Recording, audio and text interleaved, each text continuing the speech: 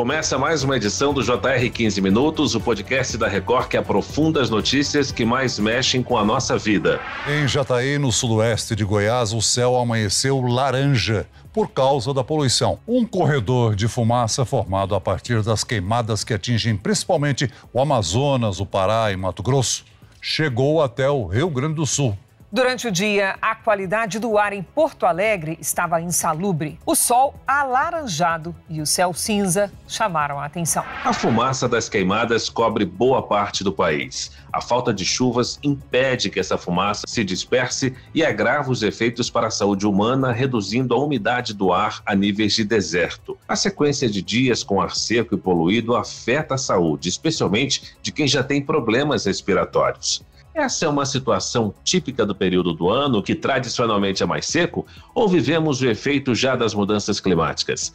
Por que a fumaça das queimadas no norte e no centro-oeste vai parar no sul do país? Além dos cuidados que cada um de nós deve ter com a saúde, como o poder público deve agir para reduzir os perigos dessa condição climática? O JR 15 Minutos discute agora esse tema com Paulo Saldiva, médico patologista, professor da Faculdade de Saúde Pública da USP e consultor da Organização Mundial da Saúde, a OMS. Seja bem-vindo, doutor. Muito obrigado. Nós que agradecemos. Quem nos acompanha nessa entrevista é Paulo Henrique Santos, repórter da Record em Goiânia. Paulo, o Jornal da Record mostrou que o céu de Jataí, aí em Goiás, ficou laranja na terça-feira. Como toda essa fumaça está afetando a vida dos goianos? Oi, Fara. Olá, professor Saldiva. Pois é, Fara, a situação, não só aqui em Goiânia, mas em todo o estado de Goiás, é muito complicada. Há cerca de 3 semanas o ar está pesado, a gente consegue ver claramente do alto aquela camada grossa de fumaça, de poeira, de fuligem, de sujeira mesmo, né, que tomou conta do ar que a gente respira. O ar está pesado, os hospitais cheios, né, as pessoas reclamando de problemas respiratórios.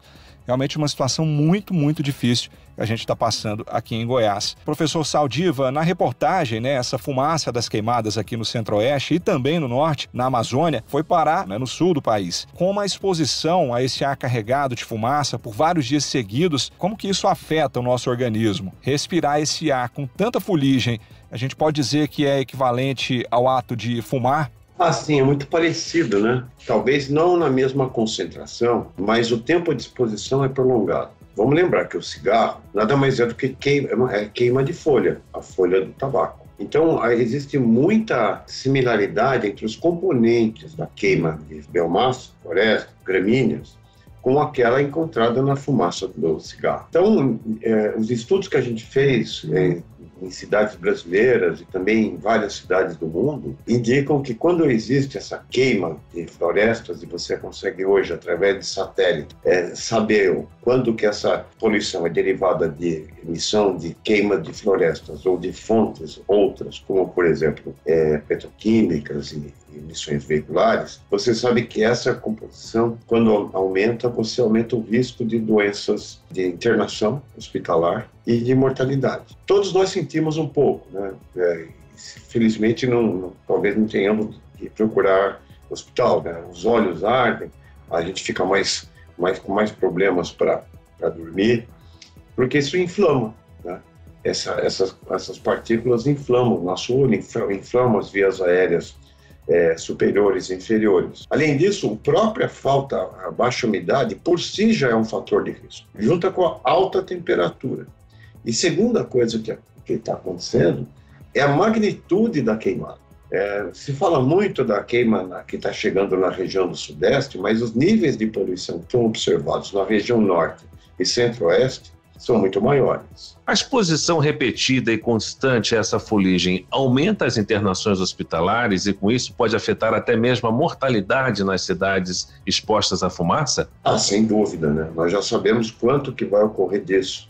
Para cada 10 microgramas por metro cúbico. Uma forma de medir essa concentração, você tem um aumento médio no Brasil de internações da ordem de 2,5% a 3%. Como nós estamos hoje batendo 70%, 75%, nós vamos ver que vai ter uma sobredemanda do sistema de saúde em termos de admissões da ordem de 20% a 25%, principalmente em faixas etárias abaixo de 5 anos e acima de 60. Sabemos também que as doenças respiratórias e cardiovasculares são as maiores causas dessas internações. E para a criança, praticamente só respiratório.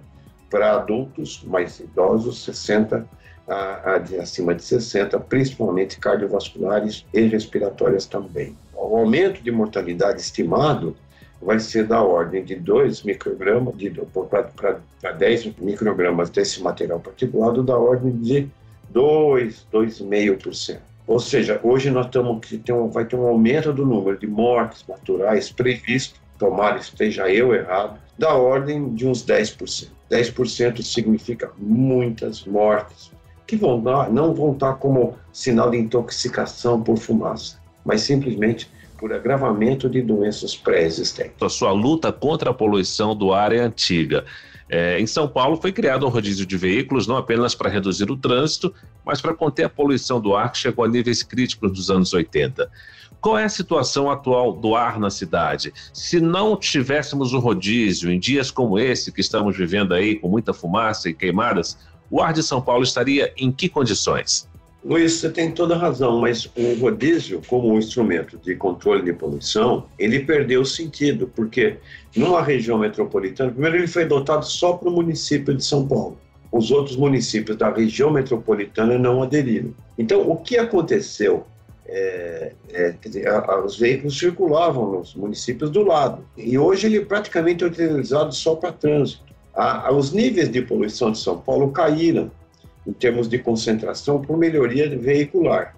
Mas o que piorou é o tempo que se permanece nos congestionamentos. Vou comparar para você, para que o telespectador possa ver, o ouvinte do podcast possa compreender também melhor. Você pode tomar, a gente saiu de nível de concentração de álcool, vamos supor, de vodka para cerveja. A vodka tem muito mais, a concentração de álcool é muito maior. Só que agora o tempo do deslocamento, de aprisionamento dentro das novas chaminés, o tempo que você fica exposto no trânsito, onde a concentração é maior do que na sua casa, aumentou. Então, nós passamos a tomar mais latas de cerveja do que a gente aumentou o volume da exposição.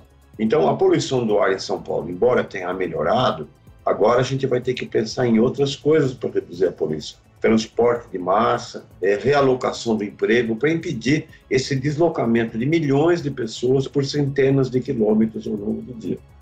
Então, não é fácil resolver, mas eu tenho esperança que a gente vai chegar nisso. Talvez eu não veja isso vivo, mas que a gente está no caminho certo, tá? De uma forma mais lenta, mas nós estamos chegando. O senhor acredita que nós vamos precisar de uma mobilização parecida com aquela do rodízio da cidade de São Paulo?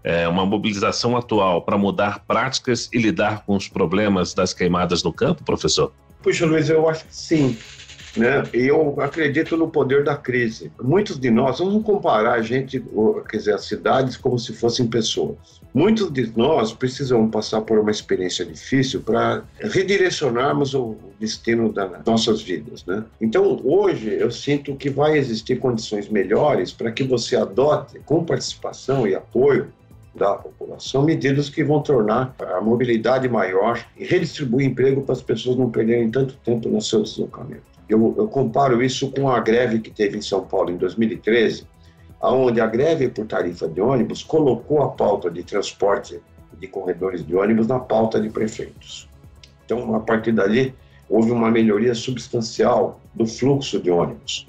Ou seja, quando a gente antes comprava um imóvel baseado no número de quartos e número de vagas de garagem, agora nós passamos a preferir unidades menores e mais próximas dos grandes corredores de tráfego e transporte coletivo. Isso vai acontecer porque a nova geração já vai estar mais acostumada a essa nova realidade e vai ter passado por uma experiência dramática como nós estamos passando agora. Professor, o senhor participou do comitê que estabeleceu os padrões de qualidade do ar adotados pela Organização Mundial da Saúde. Quais que são esses padrões e o que eles garantem para a saúde humana? E quanto que nós estamos nos afastando desses padrões ideais? Com a piora constante da qualidade do ar, está ficando mais difícil a gente ter um ar dentro dos padrões aí recomendados pela OMS? Bom, a gente com essa piorada que deu agora, nós estamos muito distantes. Nós estamos acima, aproximadamente, umas 7 a 8 vezes do padrão que seria ideal.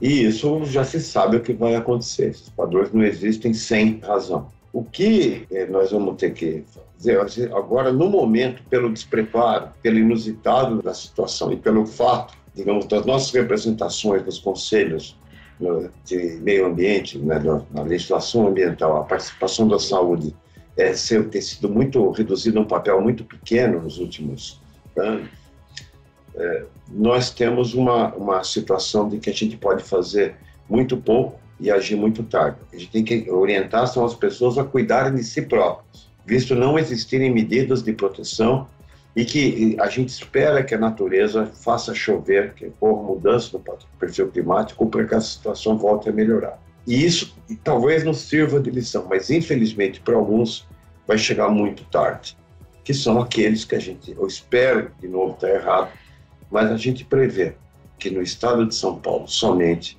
nós vamos ter, se a gente tiver certo, se os modelos e se isso que a gente tiver previsto e observado nos episódios anteriores voltar a ocorrer, nós vamos ter uma perda de centenas ou mesmo superar 1 milhar, um excesso de mais de 1.000 mortes nessas 2 semanas. O professor participou também do comitê da OMS que definiu o potencial da poluição atmosférica em causar câncer. Professor, qual que é esse potencial e quem são as pessoas mais sujeitas a grupo de risco, né? Quem faz parte do grupo de risco, essas pessoas que podem ter um risco de desenvolver uma doença mais grave como o câncer por conta da poluição do ar? Pois é, a poluição do ar está começando a aparecer na fotografia de novos casos de câncer. Hoje se estima em escala global que 20% dos novos casos de câncer surgem e eles sejam dependentes que ocorrem não fumantes, sejam dependentes da poluição do ar.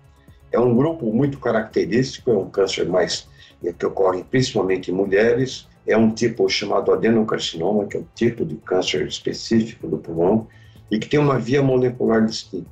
E isso impõe, se imagina, um câncer de pulmão, uma doença de alta letalidade, e que vai fazer que comece a aparecer um tamanho, uma coisa que você não pode tomar uma medida individual de proteção. Quer dizer, quanto ao tabaco, você pode se afastar de um fumante ou tentar abandonar o tabaco ou usar algum medicamento para tentar deixar de fumar. Agora, da poluição do ar, você não consegue comprar engarrafado. Por isso, que cada vez mais a consciência desses novos desafios ambientais vai promover, ou seja, a gente vai fazer a sustentabilidade do planeta, não só porque a gente gosta do planeta, do ecossistema, mas também porque nós gostamos de nós mesmos e das pessoas que a gente conhece e pelas quais a gente nutre afeto.